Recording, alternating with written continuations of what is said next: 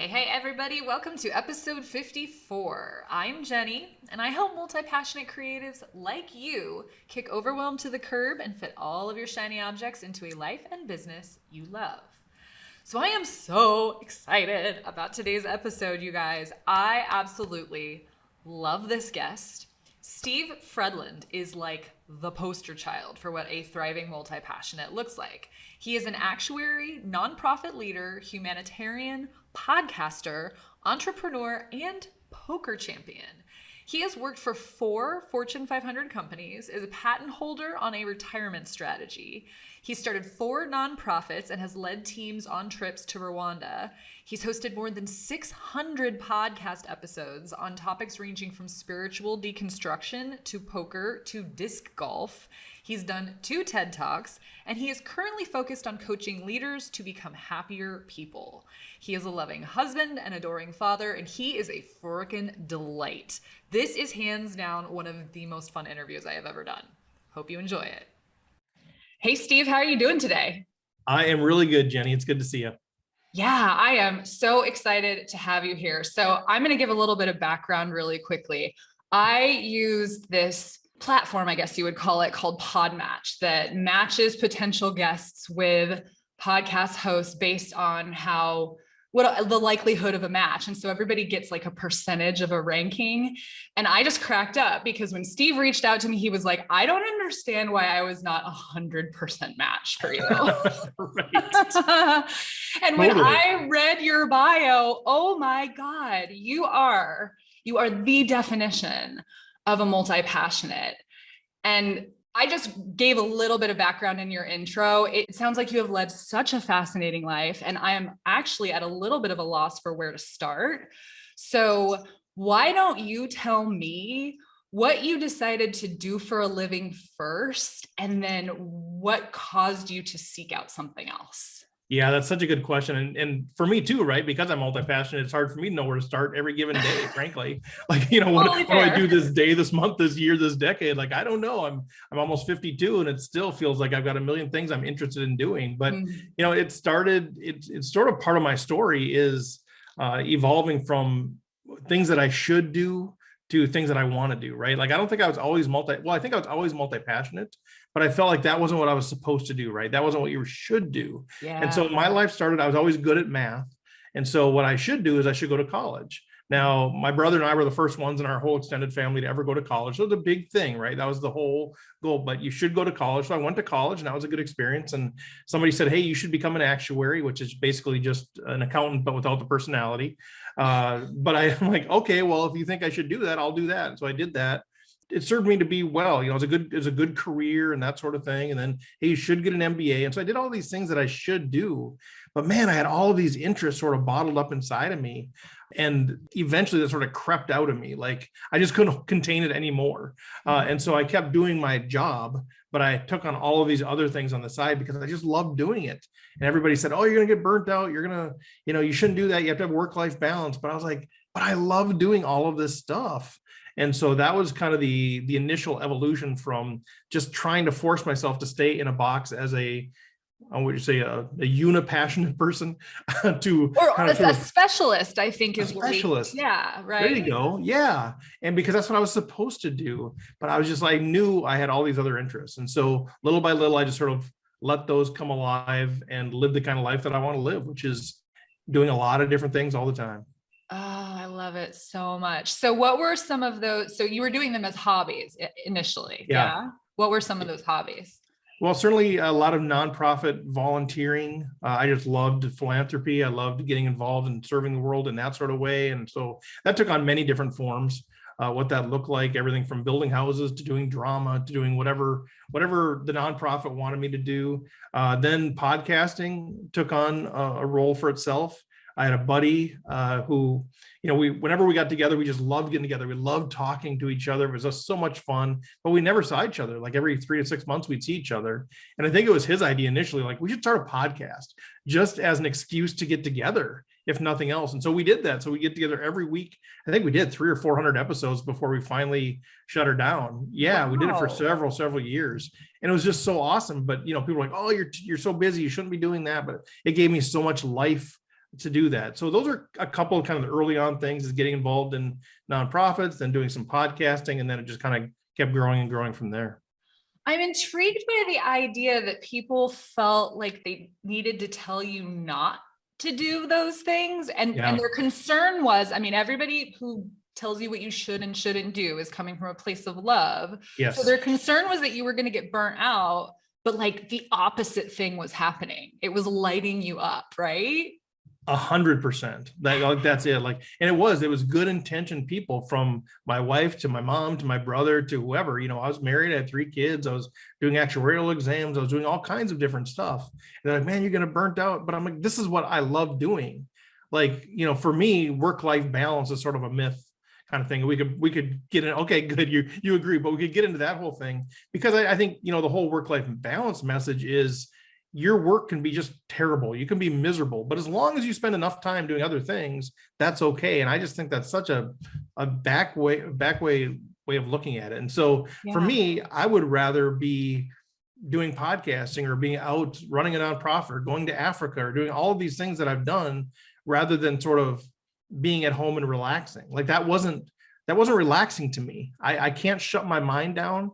I just can't. I'm always thinking about things. I'm always initiating things. I'm always a catalyst for things. And so for me to just say, like, just take a night off and just hang out, that doesn't resonate. Like, what are we going to do? Like, let's do something. Let's get to friends together and let's create a podcast episode, or I don't know what it is in me. I know I'm uniquely wired that way, which is why I loved, having your description come out, because it seems like there's a community of people that are like that.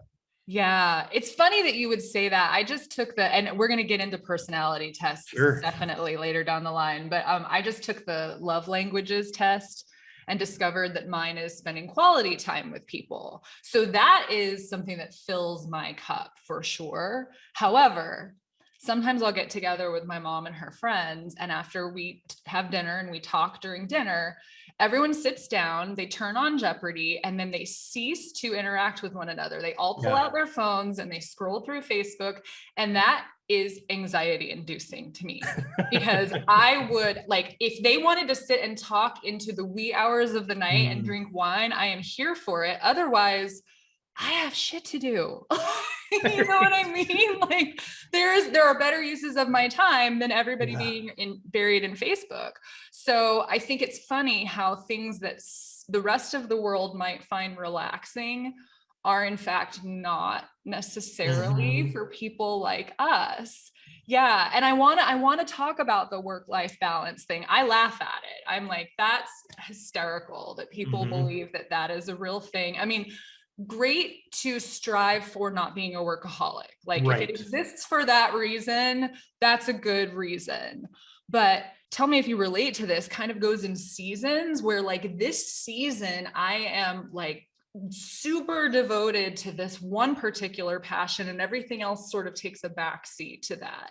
And then I might switch in the next season. How does that look in your life? Oh, 100%. That's it. Because, naturally I'm an innovator. I'm a problem solver. I'm not a good manager, and I don't enjoy managing. And so I think that, coupled with my multi-passionate wiring, it just leads me to that exact same thing where, like, I'll start something and it'll go gangbusters. I started a podcast about poker, right? Learning how to play the game. And it took off. It became a top 10 poker podcast. But after like 4 or 5 years, I was like, I need to move on to something else. And it was nothing wrong with the thing. It's just like that was my season where I really put a lot of energy and a lot of effort into building that. Once it was built, it's kind of like, I've taken this as far as I can go. So yeah, I'm kind of the same way, where I switch gears, and I wish I wasn't that way in sometimes, because it was that way in my career too, right? Even when I was in the corporate world, I'm like, okay, I was at this some companies, I was there for a while, but like I switched jobs every year or two.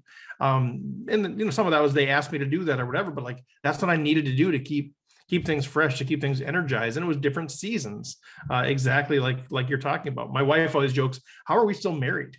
Because I move on from everything, right? And she's like, how are we still married? How does this even work? How have you not moved on from me? I've had other people offer their theories on this. Is your wife a specialist or multi-passionate? She's a specialist. And one of the guys in particular that I interviewed said there's no way a specialist and a multi-passionate can make it work. And I have found in multiple interviews that is not true, but does she sometimes have a hard time understanding you and you're Oh yeah. chasing after squirrels? Well, she doesn't get it, but we've been married, 30 years, and now she gets it, and she leaves room for that and that sort of thing. But it's communication, right? It's all about, here's where I'm thinking, as long as I'm not just like making these rash decisions and leaving her behind or to pick up pieces for anything. And as long as there's sort of like, there's a constrained sandbox sort of thing in which I can work, right? So like, here's sort of the constraints that we put up, and then within there, it's a free for all. So, but I think the hardest part is a multi-passionate for me, and that kind of a relationship is, because she's not multi-passionate, she doesn't really have interest in all the stuff that I'm doing. Yeah. Which is okay, but it's sort of hard because like, man, I'm working on this, and she's kind of like, okay, because she knows that next week that could be totally different. So it's hard for her to really like emotionally invest in what I've got going on because it could change. And I think it works for us. It works for us. I don't need her to be involved in everything. It's fun to have her affirm things, to be excited about things, but I don't need that. I think earlier on in my life, I needed that. And so that's probably why I conformed a little bit more, because that's where I got the affirmation in relationships. And now I'm like, I don't need that as much. I'm confident. I'm comfortable in the fact that I'm sort of this crazy multi-passionate person. And that's the life I'm going to live, Yeah, that's great. And it's good that you've reached that point. What do you think causes you to leave a subject behind?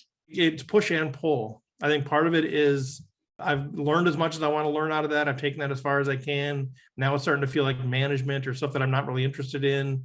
And I don't feel like I have to stick with something, so I can move on. But when I was younger, I felt like, okay, I made a commitment. I've got to be loyal to that thing I started, and I can't ever say no, or I can't ever leave anything behind. So I just sort of like piled on. And I learned that, yes, I can. yes, I can say no. Yes, I can say no. So there's sort of that push piece of, I'm not really interested in this anymore. It's not really giving me life anymore. And I want to do something that gives me life. And there's the pull piece, like, ooh, what's that over there? My kid got me into disc golf a couple of years ago. I'm like, oh, I like that. So of course I go ahead, full headlong into that thing. Now I've got a podcast, and I'm sponsored, and I'm playing tournaments. And even though I suck, I'm in it. I'm just having so much fun with it. And so it's sort of the push and pull, but as I do that, then I have to leave other things behind to still, stay somewhat healthy. Right. That's the balance. It's like a new definition of balance. That's my balance, right? And we all have different capacity too, and that doesn't mean I'm better or worse than anybody. Like, there are times I wish I just could work my job and come home and just hang out for 6 hours. Like, there are times where that seems very appealing, but that's not who I am. It doesn't make me better or worse. But yeah, we all have a certain amount of capacity, and I have the capacity to juggle a lot of things and stay interested in a lot of things, and some people just don't. I've had friends that have tried to kind of follow me into some of these things, and they just get burnt out. Like, I can't even, I can't do it. I can't keep up. And they're only doing like 2 out of the 12 things that I'm doing. Yeah. I can completely relate to that.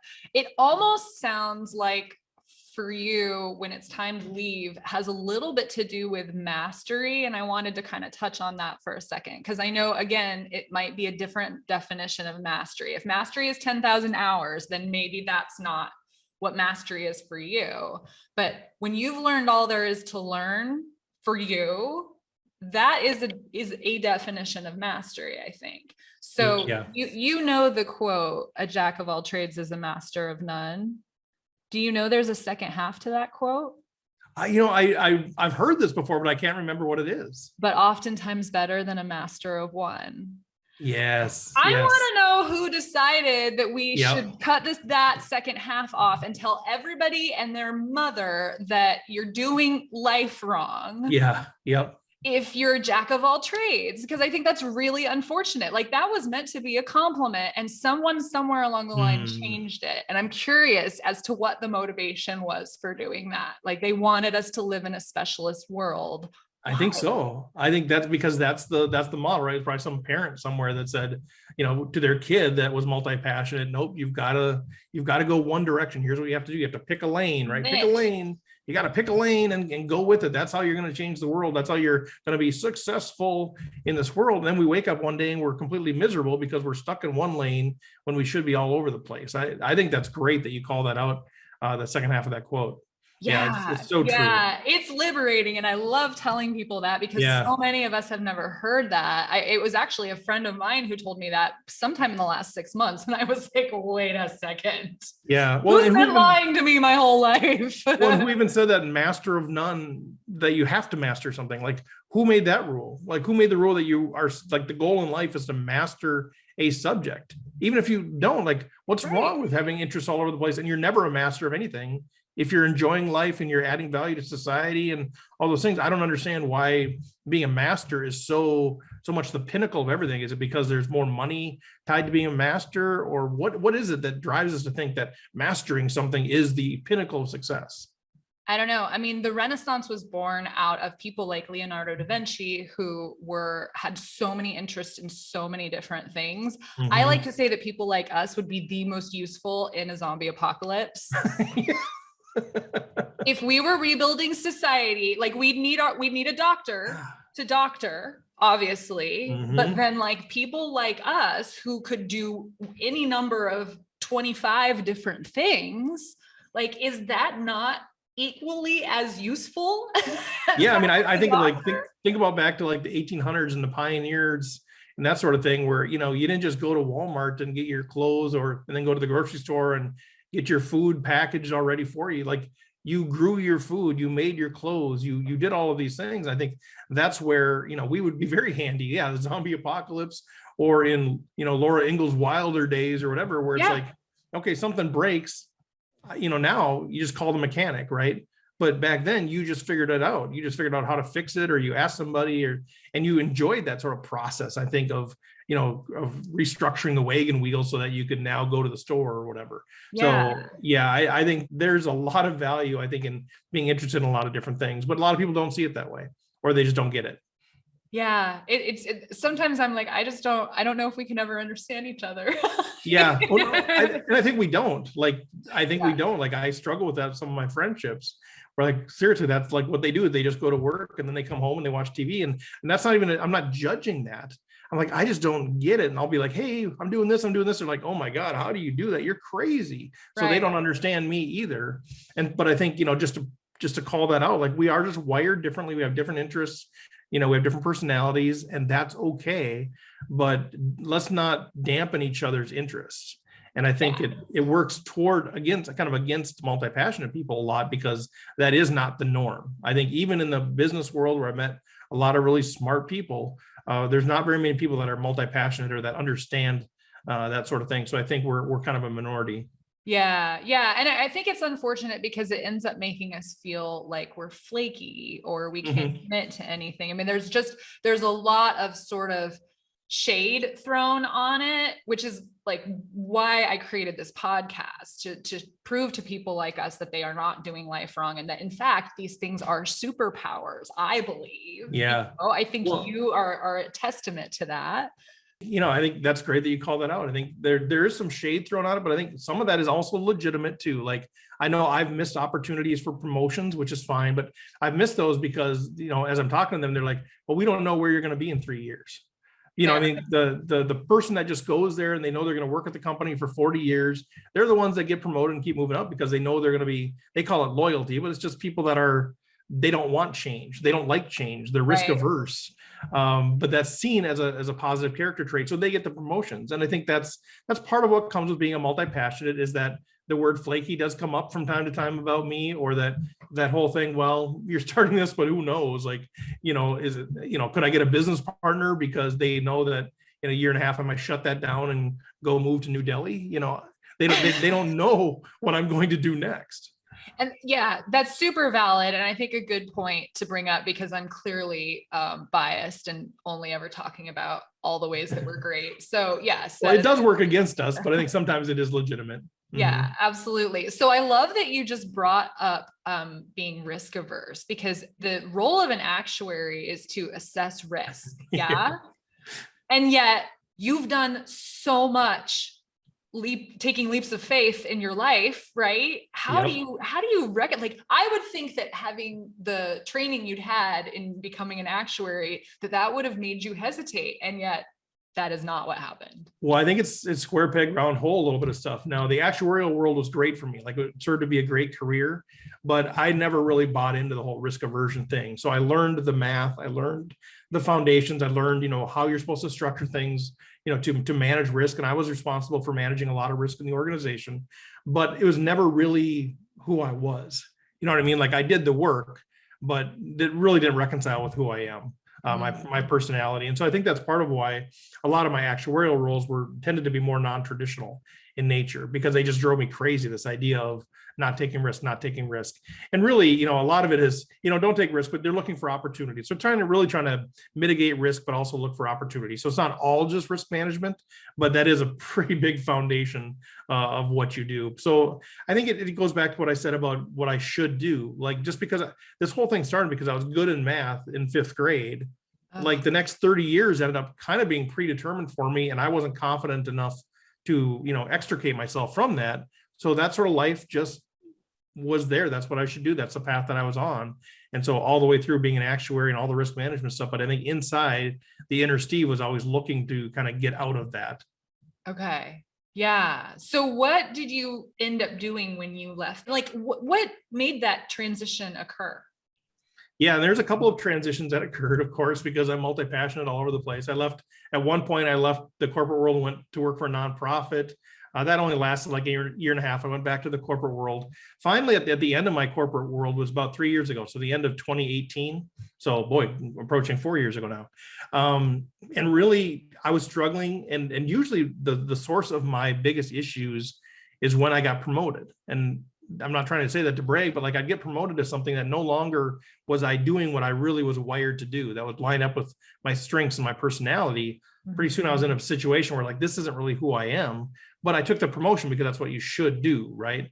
And so at the end, because that's what you do. That's the corporate game. You work hard as a specialist or doing whatever you're supposed to do. And then you get promoted and you take the promotion to get more money. Like that's the formula for success, as we say. But at the end, it was really a kind of an interesting thing. So I was promoted to a global role in this big company.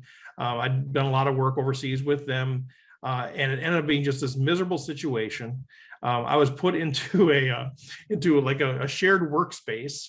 I'm an introvert. That's my personality. INTP, a 5 on the Enneagram. I'm an introvert, and I was put into the shared workspace, which is like an open office. Which, if you don't know what that is, basically you're all in one room together. There's no walls. There's no nothing. You're just in there together, and it was terrible.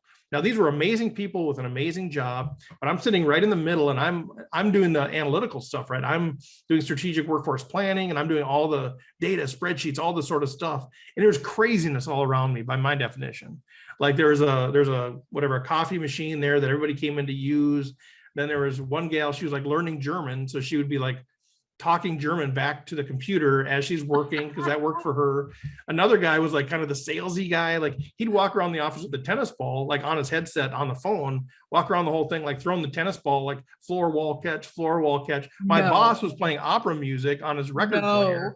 I know. And it worked for them. And it was sort of like, on paper, I look at that and go like, how fun. It's like the startup atmosphere, we're all vibing together. There's whiteboards everywhere. Like it sounds really cool, but internally it just killed me. And so I think, where I was already in my world, plus that, and actually that sort of triggered some things in me. I had some very bad emotional reactions to that. Like I just hated going to work. I was just like, this is terrible. And I knew within a week, this is terrible. I had talked to my boss. I talked to my boss's boss, like this, I don't know what we can do here.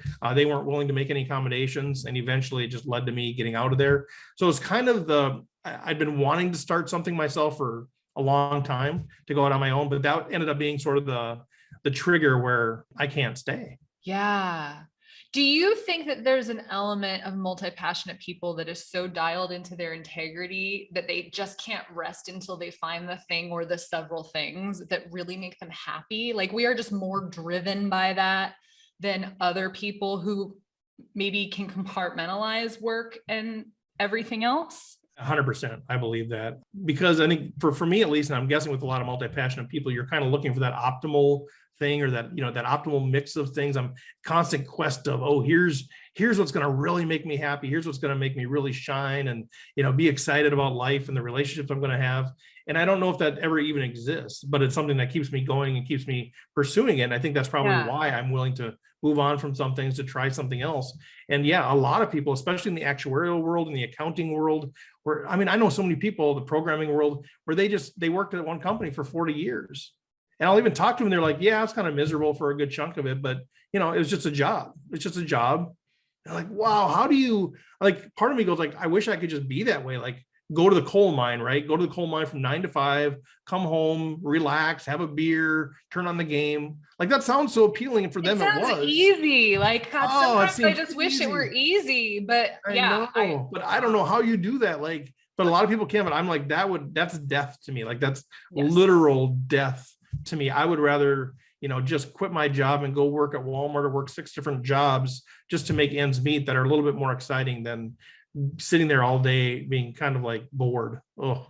Or unhappy. Like, I became obsessed with the idea of like hacking my happiness in my early 20s. Like, I read The Happiness Project by Gretchen Rubin, and I was like, I want to learn everything about this. My wife is a huge fan of Gretchen Rubin, by the way. Yeah. Oh, amazing stuff. And that's actually, I just recently took the 4 Tendencies personality test as well. Talk about how personality tests, because now you devote a lot of your time and your teaching to being happy and teaching others how to be happy. So how do personality tests play into that? Yeah, so my big premise is happiness is really found when your current reality is lined up with your desired reality. In other words, what's going on in your life is lined up with who you are. So, I think becoming happier is all about knowing yourself and then making intentional decisions that line up with that. Like, that's the core of all of our happiness. I think if you think about anything that you're happy about, it's probably where things are the way you want them to be. Like, and if you're unhappy, it's because things aren't how you want them to be, whether that's medically or financial or whatever it might be. And so it seems so obvious, but it's hard to just say, well, here's what makes everybody happy. You have to get down to that core foundation. And I think that's what it is. Who are you and what makes you happy? And I think it starts with clarifying who you really are. And that's where personality tests come into this thing. And as an analytical, I was so skeptical about personality tests for so many years. I was like, how stupid is this? I'd only take them if like they required it for a job or whatever. And now I've learned to be like, this is so critical to knowing myself, because part of it is when I've experienced periods of unhappiness, I realize it's when my job or my life aren't lined up with who I really am at my core. Well, how am I going to do things that line up with who I am at the core if I don't know who I am? And so that's where personality tests to me come into play as part of that, clarifying who we really are, what's our core identity, so that we can then line up our world around that.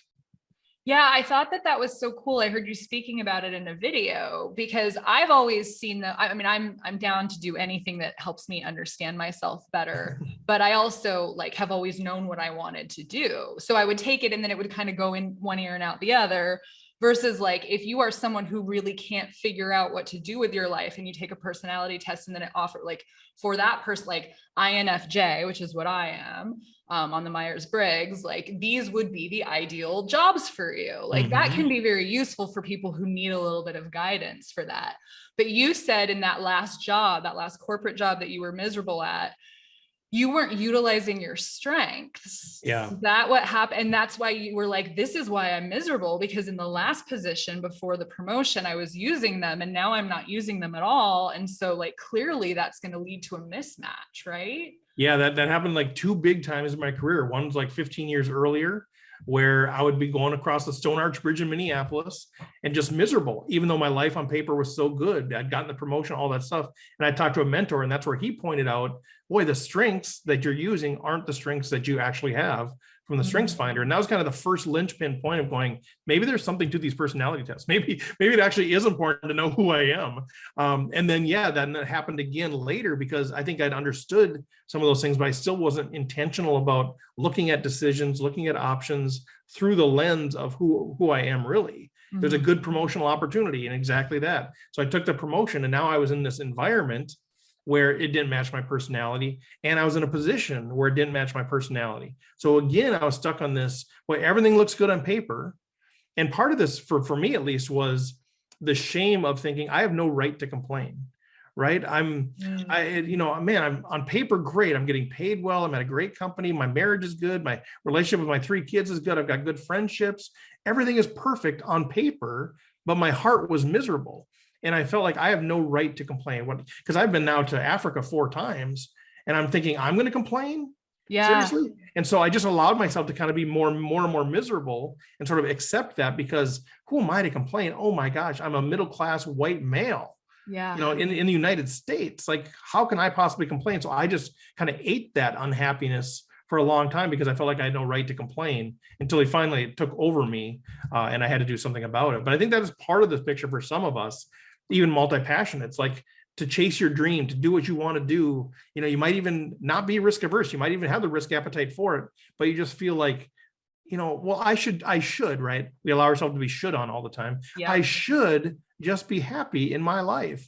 And we don't allow ourselves to do it because of shame or guilt or something like that. Pursuing, especially if it's a creative endeavor, can often feel so self-indulgent.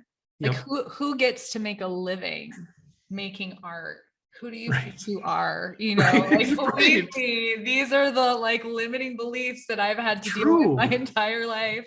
Yeah, I can relate. So is that test called StrengthsFinder? Is that the name of it? Okay. It's just called StrengthsFinder. Yep. And so I think there's a lot of free ones you can take just to get like your top 5, and then you can pay something to get like all 34 strengths they sort of get at. And yeah, it was life-changing for me. Part of it was because they, whenever I go into a different company, I'd say, is your approach in HR to have people work on their strengths to improve, to sort of improve their, or, leverage their strengths? Or is it to work on their weaknesses and try to make sure everybody, because there's 2 different kind of paradigms. One is, don't worry about your weaknesses, just use your strengths and just go after it. And the other paradigm is, well, let's look at our weaknesses because we have to raise our weaknesses. And so I'm much more of a believer in, leverage your strengths and go after it. And so this sort of helps you understand your strengths. And it's been a very powerful tool, especially when you get teams of people and they all kind of exchange their strengths and you read about them. And it just, like any personality test, it gives you insights into who people are. And so when they do something, you're like, well, that makes sense. That's they're an achiever. Well, of course, they're going to be going after it in that way. Yeah. Oh, you just gave me a great idea for something. Because I'm doing, I just started a membership for multi-passionate people so that we can work alongside each other towards our goals. And it's got built-in accountability. And I wanted to do talent swapping situations where if someone has a talent, that something that they play at that someone else has to work at, and that maybe they can exchange or barter, if you will. But I think adding the strengths test assessment to that would be a really useful piece of information to have. So it would be, for that. That's phenomenal. That's a phenomenal ad. And just to have people list them or whatever. Yeah. It's just to understand why people do the things they do, but also, like you said, if you're trying to look for filling in your gaps or things that you're not good at or whatever, like my wife has one called Woo, winning others over, which I wish I had, right? Because she's good at that. Just through the way she talks, she can get people on her side. Super useful. Right. Yeah. Which is why, that's probably why we're married still 30 years, because she can get me on her side all the time. Yeah. It works great for her. Yeah. She's actually puppet mastering the entire exactly. Now she's an 8 on the Enneagram, if you know the Enneagram too. So that gives you more insight into. Funny enough, you listening to one of your videos prompted me to take that. I had taken it a long time ago. I don't remember what I was. So I took it last night. I'm a 3. Okay. And I need to dig into it. I'm not fully clear on what that means with a 2 wing or whatever, but okay. And I don't know if when you know yours, if that means what other people's are. Well, we sort of, a few of us kind of studied it together, just trying to understand. Now our group didn't have a 3, but I know 3 kind of like the spotlight is good and wanting to kind of stand out above the crowd. Achiever. Yeah. Apparently, exactly. Making something significant happen in your life is your core motivation. So and I would say with the Enneagram, I think it's the one test where you can take the test and it gives you some guidance, but I'd really recommend if you have a book or just access, it's all online, but just kind of read through the 9 different numbers and see which one resonates with you more, because Enneagram is really about your motivations more than your behaviors. And so I think when you read through them, that gives you a better handle where you just kind of self-assess which number you are, rather than taking I think the test gives you some guidance, but I'd recommend kind of read all 9 and see what resonates. And you'll read through them and you'll be like, someone will be like, oh, for sure I'm not an 8, for sure you're not a 9, that kind of thing, but you can kind of pare it down that way. Yeah, cool. I will definitely dig into that. So that was a rabbit hole. Finally, I was like, it's time to go to bed. Multi-passionate people don't go down rabbit holes at all. Yeah. What does that even mean? So speaking of, I want to like completely change gears for a second because Sure. I had to ask you about this. At some point you were a pastor.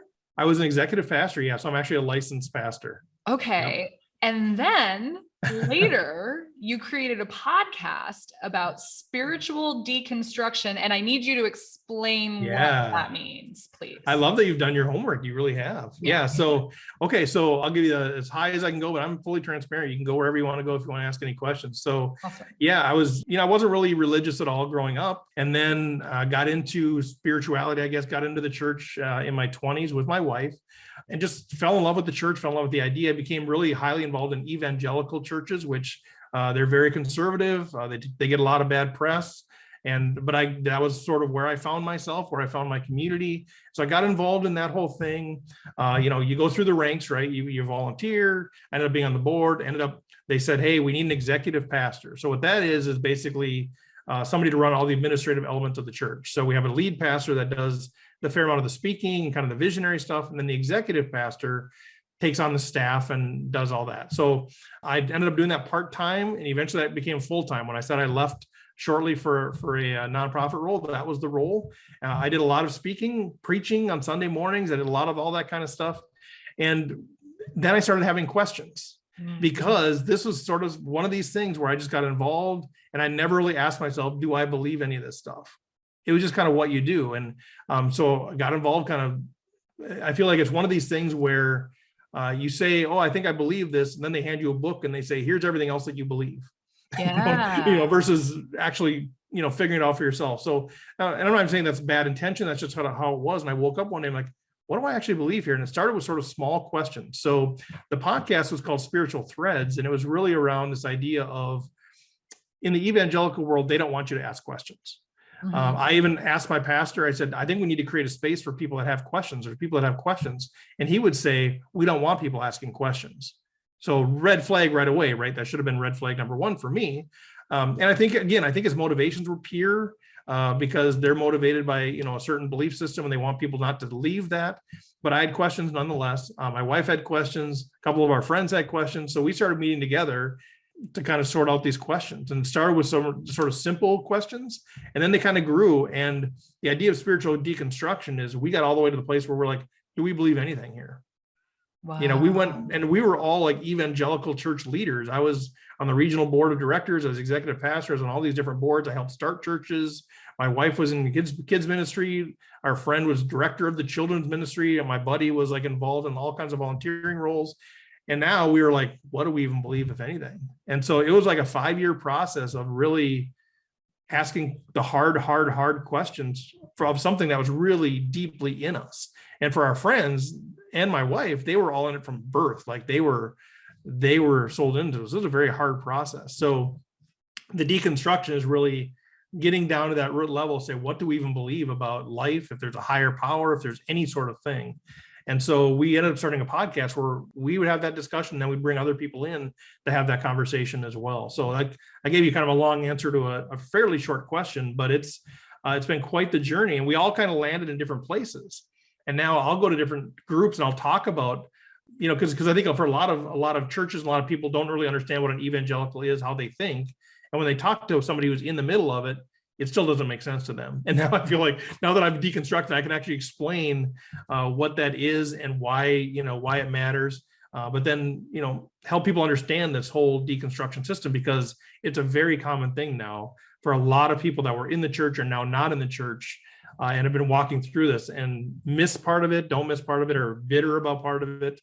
And so I go talk to places, I'll talk about this because our relationship with our friends now is very different, because we don't have anything in common anymore. Like that was the glue that held us all together. And now, especially with COVID and with political stuff, all that stuff, we're kind of on different pages. And so now it's like this glue that we had, this sense of community built around this one thing, is gone. And so what does our friendship look like now? Mm-hmm. Yeah.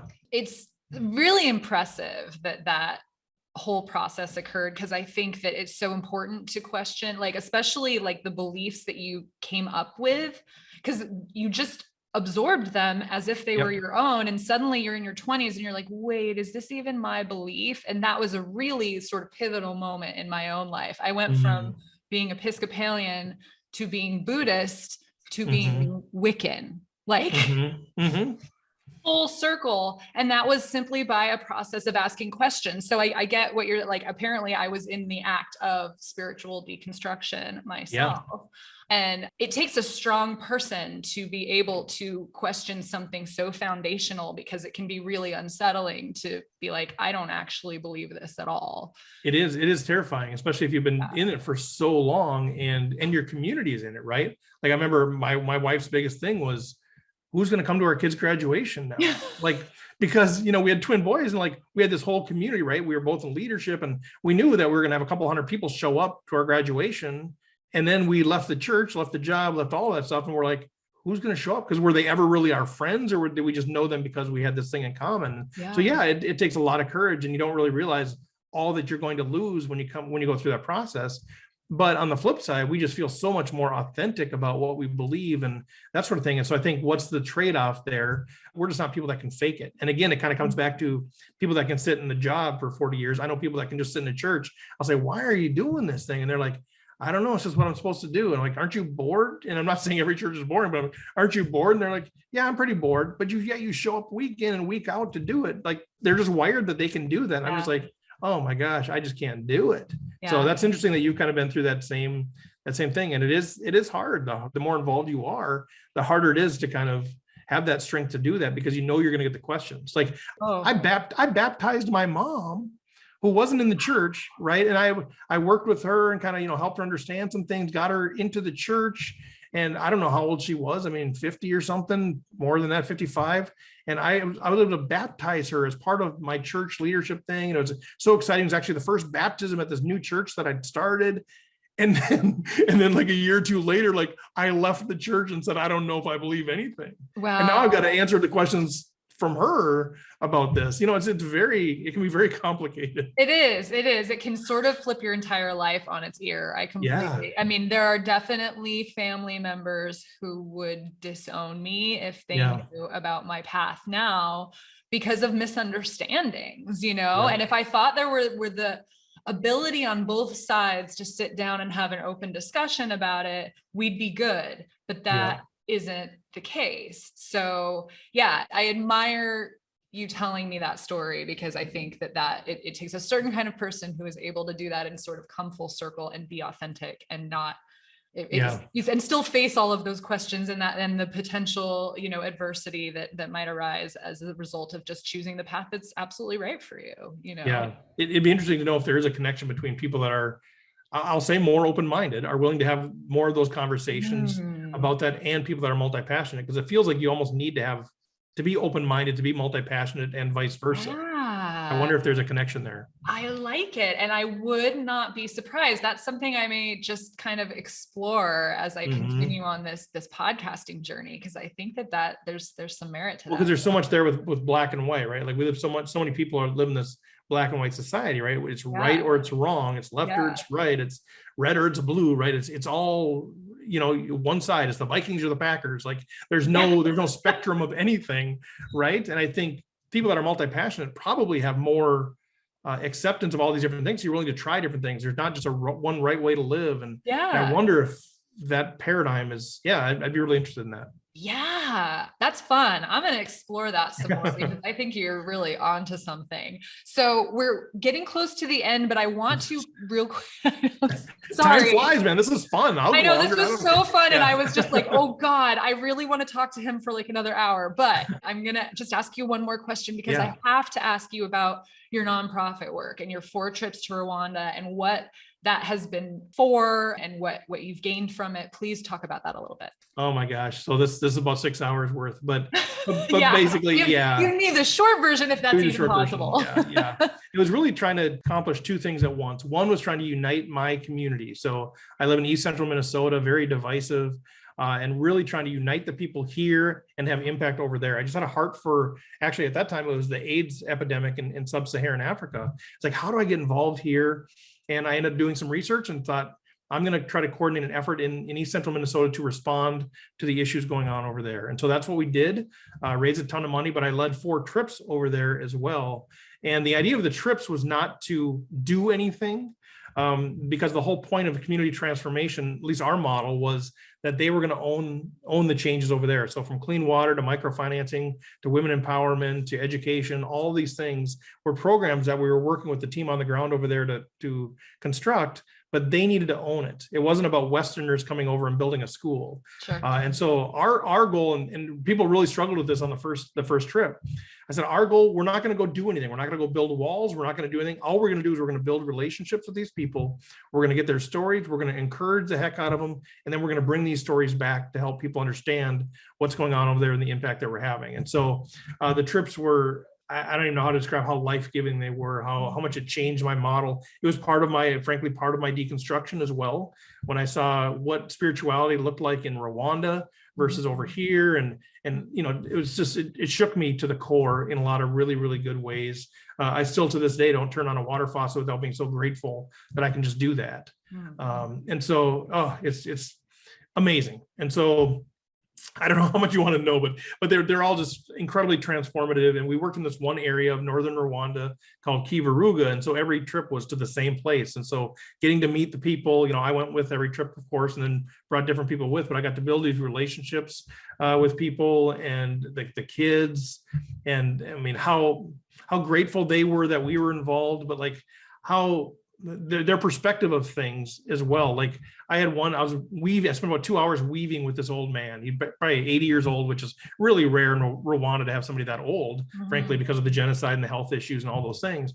And we were just weaving through having translator in between us. And he said, wow, he said, Americans must all work really hard because there's so much money there. This is a guy who him and his whole family work 16 hours a day out in the field. Like they make us look like we're doing nothing, right? From a work perspective, but their perspective is because we have money, we must be hard workers versus just sort of the systemic money that's in one country versus the other. Wow. And so it was just very interesting having those conversations, but yeah. And so then we'd end every trip, we'd end on a 2 or 3 days on safari, which of course is a whole nother series of adventures. And I felt really guilty doing that at first trip. Like I had to be talked into it. I said, we are not doing that.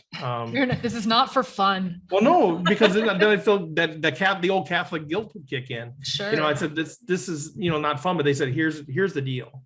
You're going to need a couple of days to decompress from what you're about to see. And they were right. You're going to want a couple of days just to build team. Like you're going to all be together on this stuff, but to just laugh as a team and to kind of get to know each other in that way, to support the local economy. And you know what? You're in Africa. This is a once in a lifetime experience for everybody on your team. Give them the experience to just laugh a bit. And so we'd always end in a couple of days of safari. And so we've done so many different things, all kinds of millions of stories that I could tell you there. But no, it was an incredibly transformational deal. And I miss it. I haven't been back since 2015. We got delayed a couple times. Are you going to go? I would like to go again. The project is officially closed. We raised the money we needed to. The transformation has happened. Now what I'd like to do is I'd like to get a trip together with just people that want to go experience Africa, to go on safari. Like I tell people, like the experience is unbelievable. But then just on our way up to go see the mountain gorillas, we could stop in Kivuruga and I could connect with a few of my old friends. So I'd love to go back and make that connection again. I miss them dearly. That's amazing. If you make that trip happen, I want to know about it. Okay. I've got all these people that say, you let me know. I'm like, I don't know how to let people know, but I want to make it happen.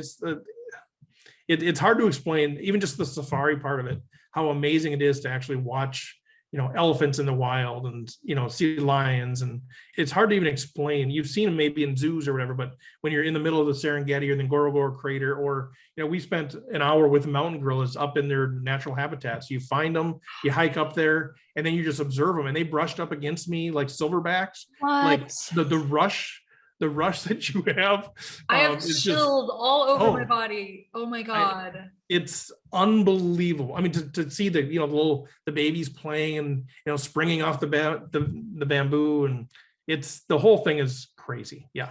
Oh my gosh. Yeah. I mean, I've definitely always wanted to go have that experience, but I like the idea of having a very well-rounded experience, and like the fact that people, I mean, like take me with you. Yeah. Okay. Well, Please. let's remember that, because that would be, Yeah. and it's only for multi-passionate people. All right. Those are the only people that are allowed to go.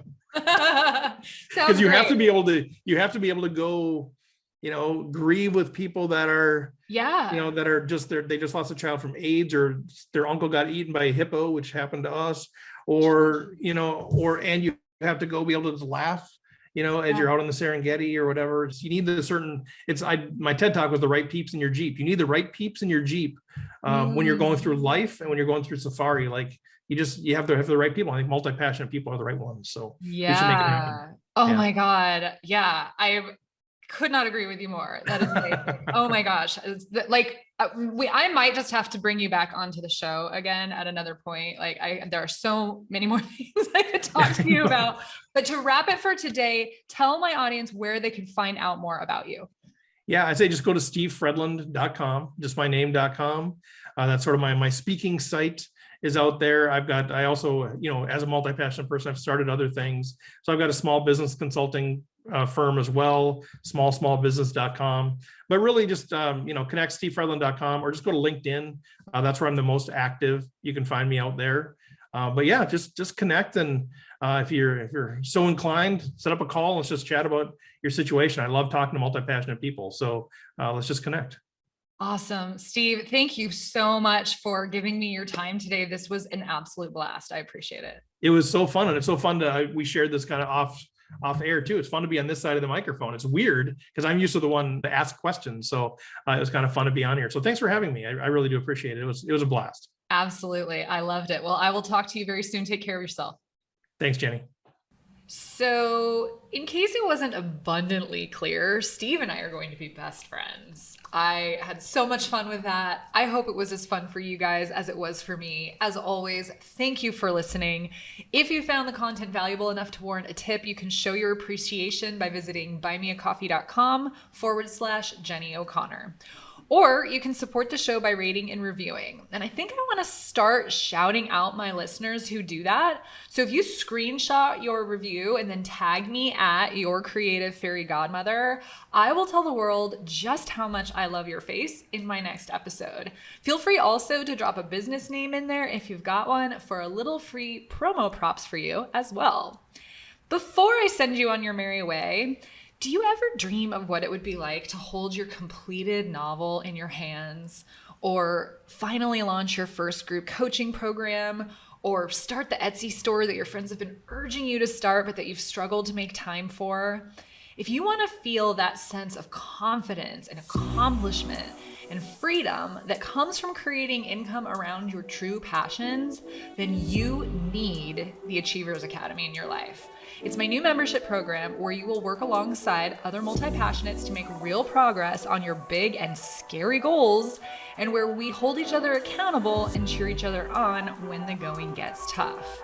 You will get weekly check-ins with an accountability buddy or group, co-working sessions, monthly live trainings on productivity and time management strategies, hot seat coaching, meet and greets, talent swaps, and prizes for the folks who make the most progress in a quarter.